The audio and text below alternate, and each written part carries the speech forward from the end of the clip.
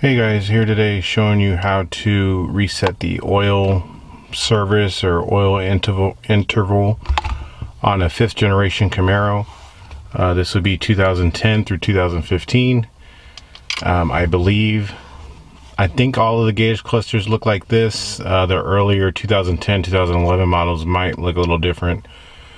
But this is a 2014 V6 LT Camaro. Just did the oil change on it. So pretty much you would just stick the key into the ignition. You probably don't need to start it, but I'm going to go ahead and start it anyway. And then you should have, after all of this here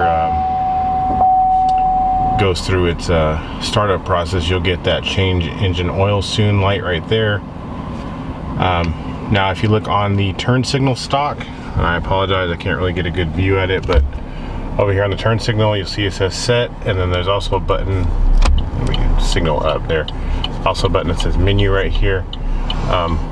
You want to go on ahead and press the menu button, then you'll see it says remaining oil life. Well, obviously I've already went straight to this point, but if you're not automatically here on this remaining oil life screen, if you press the menu button, you'll go through these things here, and sorry the camera's not really focusing. You got your mileage there, vehicle information menu, you'll have a performance menu, and so on and so forth. But you want to get to where it says vehicle information menu, and then on the stock here, again, where these arrows are right here, you'll just rotate them up and down. That's how you go up and down in the menu.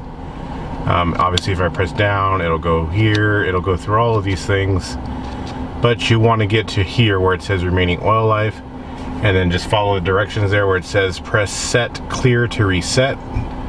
That is the button that's on the very end here. You just press it, and then it's going to ask you, and then you'll use the the up and down rotating knob here to go to yes.